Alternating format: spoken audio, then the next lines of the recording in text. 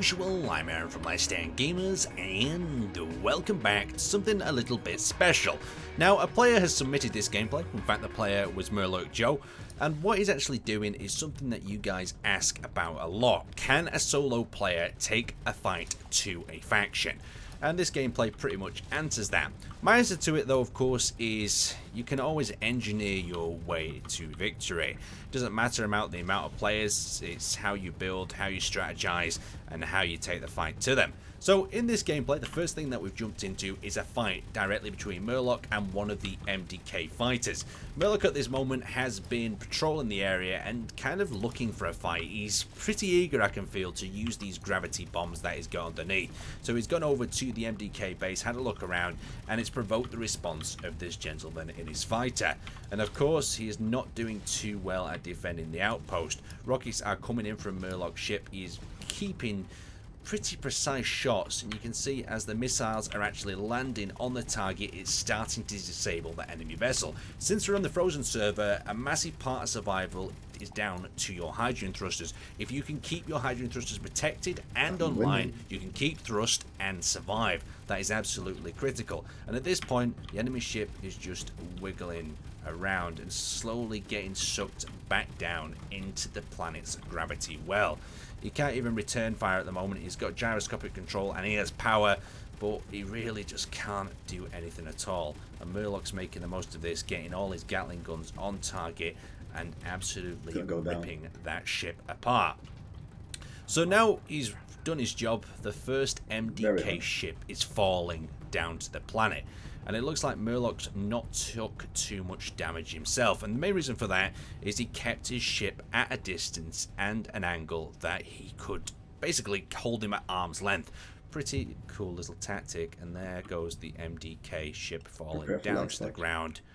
And prepare for a little bit of an explosion. Well, it kind of just got absorbed into the ground. And that is all that's left of it. Now, Joe, of course, has pissed them off at this point, and they are coming up to get him. He's continuing to keep the high ground in terms of altitude, firing volley after volley of missiles, and as he lures more and more away, you can notice now there is two ships coming to engage him. And this is where it's going to get a little bit harder. Number one, he's got to prioritize his targets, and he's got to also switch fire between both vessels so they don't get too close and get in range of his Gatling guns and his missile launchers. Once they're in range, he can shred them apart, but two ships versus one is going to be damn difficult. So you can see he's keeping them at bay, he's keeping his thrust to maximum, or near maximum, and he's really concentrating on getting through this battle. All the interior turrets are opening up from the enemy ships, and they're still trying to maneuver. Remember, from them angles, though, they are still trying to fight the gravity well, and it's proving quite difficult to them. Also, leading the shots at this altitude and range is rather difficult. Murloc, of course, decides to break the fight. Now that he's broke that little fighting situation, he's heading back down to the planet, and the reason for this is you can see them two little bombs strapped to the bottom of the ship. Now, these gravity-based bombs repair themselves, so he can have endless attacks. He's now having a quick look at the wreckage of some ship down there, and he's having a scan around the rest of the outpost. He's looking for a target for his gravity weapons before he goes in.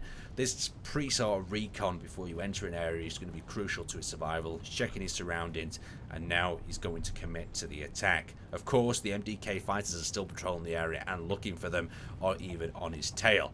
Luckily, he managed to draw them well away enough so he could speed in and try to drop some rounds on the target. There's one of the MDK ships moving around down there, so when he enters into committing for this bombing run, he's going to have to decide if he's going to fight down there on their terms and risk getting shot by the base defenses, or he's going to pull up and blast out the atmosphere as soon as possible. Here he is, he's aiming down. You can see the opening where the light is, where the main hangar is, and the building platforms on the outside. That's two bombs released. Quite a high altitude, and of course he's got quite a bit of momentum as well, so that's going to carry the bombs a bit further. Here we go. Let's see where they hit. Two massive explosions. My guess is that they were actually intercepted above the base, and of course if they would have hit anyway, they would have just hit the voxels. Of course, pulling up, you can see one of the MDK fighters to his right. where he's going to have to react, and he's gaining altitude as he prepares to engage. Throughout the rest of this fight, you'll see Murlock tries to keep these guys at quite a distance. Yes, he engages with the missile launchers, and he's trying to predict just how much lead he needs to keep on them. With these missiles, you just need a lot of them, because eventually you will land a missile on the target. So as he continues to pull up, he's gaining himself some altitude, and he manages to lose the threat once again. You can see the smaller ships moving down around there, patrolling. They've got another ship up on his trail up here, looking for him. This little cat and mouse game is pretty fascinating to see. All these players looking for one guy. He must have been, well, his heart must have been racing at this very moment. So you can see that he's at good enough distance now where he can dip back down into the atmosphere and repair his little rockets. So you can see he's put the projector on them, and he's going back down for another strike. This time he's going for more of like a Stuka style attack. He's dropping them from high altitude while moving forward towards the base.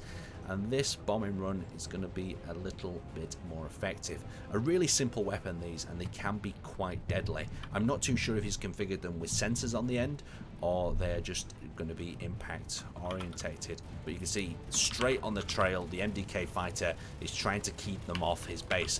He doesn't even have time to actually look at his impacts, and he's trying to lead with missiles. He's adding a bit extra to the lead there, and the MDK fighter is trying to evade him with everything he's got. The MDK fighter's made a little bit of a mistake here. He's pulled up towards the left, and he's entered into a rolling battle with Murlock. So Murlock should be able to judge his position with the rocket launchers now and land 1 or 2 missiles on target. And speak of it, there we go. That's the first missile landing straight in the front of that machine, blowing off a massive chunk. A second missile strike's going in, and the third, but to no avail.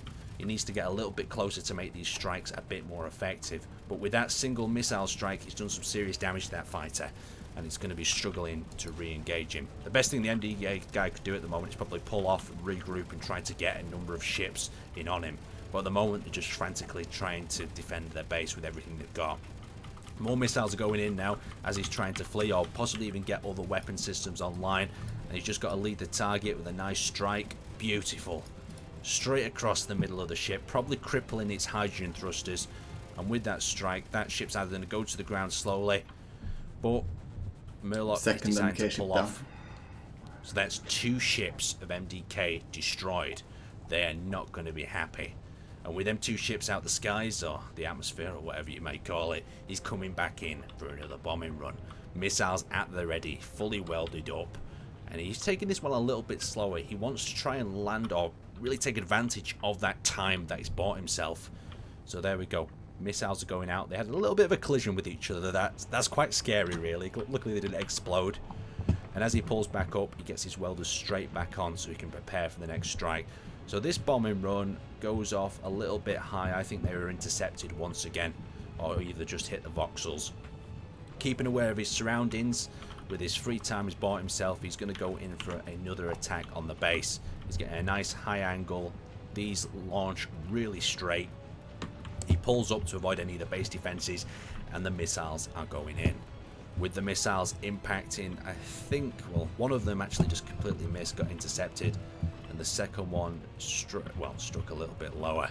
Not too bad. He's still trying to perfect on how to break through the defenses with these bombs, and he's got another MDK fighter on his trail.